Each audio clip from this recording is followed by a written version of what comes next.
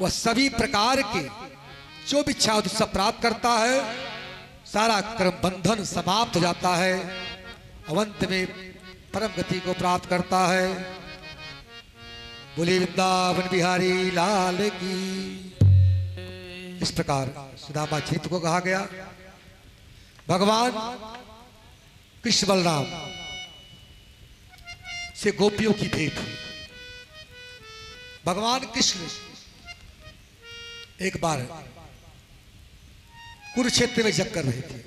वहां पर हस्तिनापुर से सभी इतने थे पांडव इत्यादि सब वहां पर आए। इसके बाद मथुरा से स्त्रियां आई,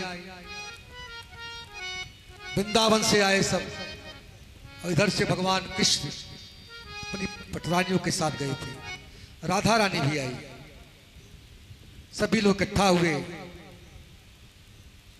मां जसोदा ने जब कन्हैया के बारे में सोचा, बहुत प्रसन्न खुश हुई। अपने नेत्रों से उनके सिर को भिगो दिया, सभी पत्नियों को आशीर्वाद दिया।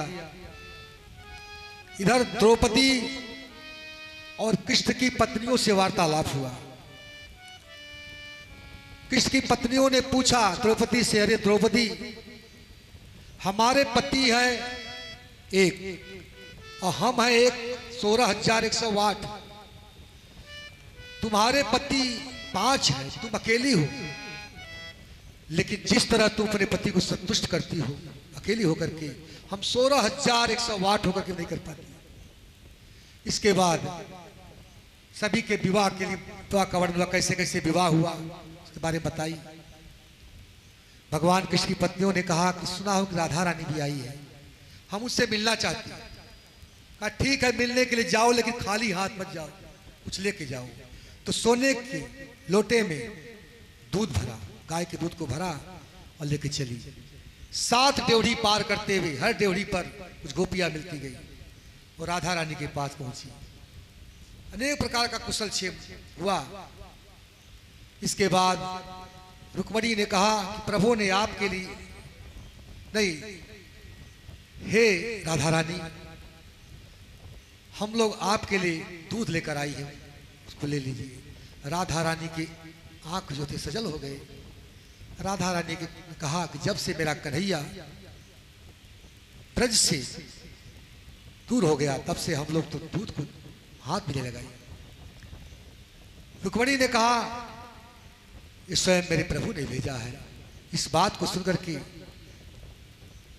राधा रानी पूरे लोटे के दूध को एक सांस में पी गई, जो दूध गर्म था। जब सभी रानियां आई और भगवान के चरणों को देखा, उनके चरण में फफोला पड़ा था। कहा प्रभु फफोला कैसे पड़ गया? कहा तुम्हारे कारण हुआ था, जो राधा रानी की गर्म दूध पिलाई थी। राधा रानी के हृदय में मेरा चरण चिन्ह रहता है और मेरे हृदय में उनका चरण चिन्ह रहता है। भगवान दोनों एक, राधा कृष्ण दो एक हैं, इसमें कोई अंतर नहीं है। भगवान के द्वारा वसुदेव जी को ब्रह्म ज्ञान देना और देवकी के 6 पुत्रों को लौटाना। देवकी ने कहा जैसे अपनी गुरु माता के 6 पुत्रों को लाकर दिए थे, वैसे मेरे पुत्रों को दो।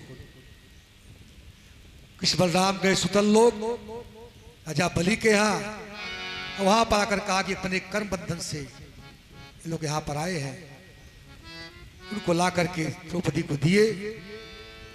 उनके दुग्ध का पान करते ही सभी लोग धाम को चले गए। भगवान शंकर जो है वह भोगों का परित्याग कर चुके हैं, किसी प्रकार का भोग नहीं है। लेकिन देखा जाता है कि उनके जो भक्त होते हैं धनी होते हैं, और भगवान कृष्ण के पास इतनी संपत्ति है फिर भी भक्त किंचन होते हैं। तो ऐसा क्यों?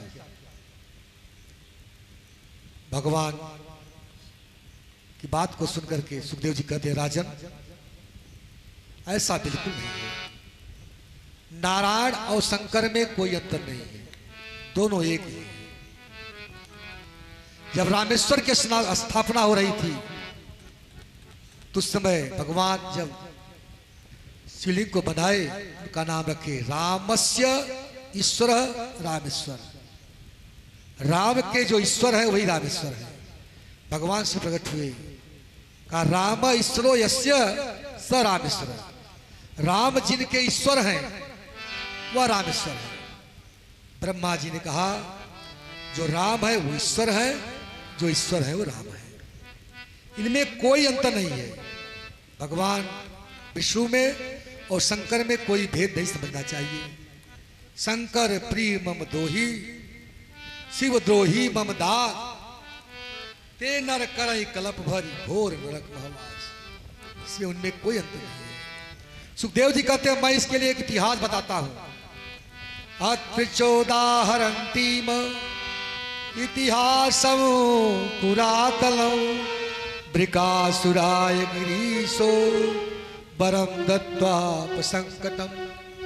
इस विषय में महात्मा लोग प्राचीन इतिहास कहते हैं कि भगवान शंकर एक बार वृकासुर को वर देकर के संकट में पड़ गए। वृकासुर शकुनी का पुत्र था।